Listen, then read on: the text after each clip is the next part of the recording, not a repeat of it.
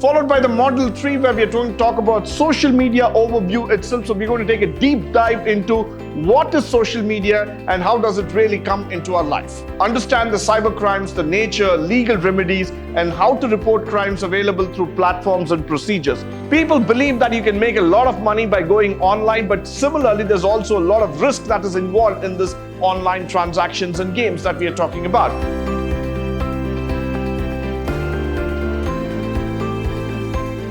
Good morning and welcome to the introductory session for Cybersecurity 5th semester BBA. Now the agenda for today is we're going to talk about the syllabus, we're going to talk about the learning outcome, the units, the internals, and most importantly, the exam pattern too.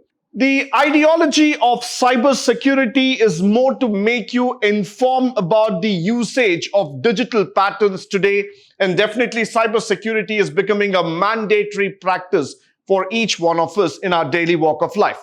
So this paper has been carefully designed for the final year BCom and BBA students to understand the digital patterns, how safe we need to use the computer and the various forensics patterns that have been told here, and what is cybersecurity in our daily walk of life. So the syllabus would continue to have 3 modules. Module 1 trying to talk about introduction to cybersecurity, which is a very basic model, followed by the cybercrime and cyber law. I think all of us would know about the various cyber crimes that have been happening together in the society. We know that the social media has been talking about it.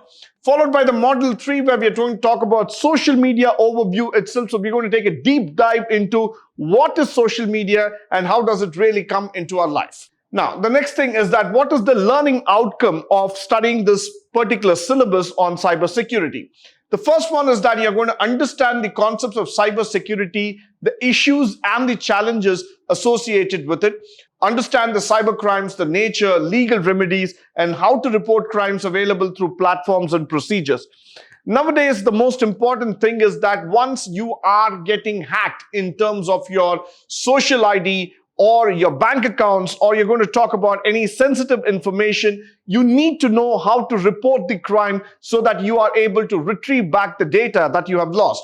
Followed by the privacy and the security measures that one needs to know about when we are talking about cybersecurity today. We all belong to the age of digital media, digital platform, where everything is being monitored, everything is being overlooked. So all here is that we need to understand the content in which we are dealing with. So all these things are going to be spoken about in this particular subject called as cybersecurity. Moving on, we're going to talk about the first one, introduction to cybersecurity. As I was trying to talk about, you're going to have cyberspace, followed by the architecture, the advent of internet, the governance standards, society regulation, and then the issues and challenges. So this is pretty much a very simple and introductory model trying to get you know more about what is cyberspace, what are the regulation, how are we governing that, and what are the challenges that the youth as well as the old age people are facing today in the society when we are going about in terms of cybersecurity.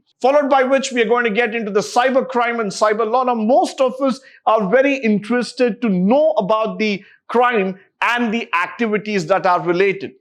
Of late, what it has happened is that people are getting more interested to know about the illegal means rather than the legal part of these cyber activities. So there are many financial frauds that are happening, then crime against women, zero-click attacks, and then we're going to talk about the modus operandi of how people get into it, how they do the phishing, how they're doing social engineering, hacking of your emails, and all other factors.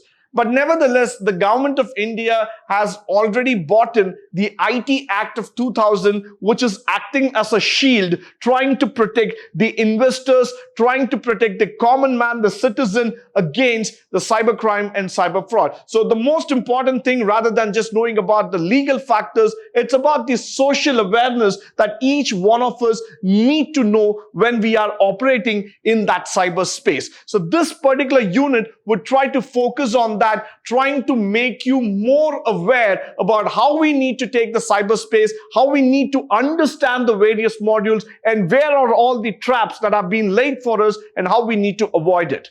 followed by which we will go into the module 3, where we're going to talk about introduction to the social networks. This is quite interesting.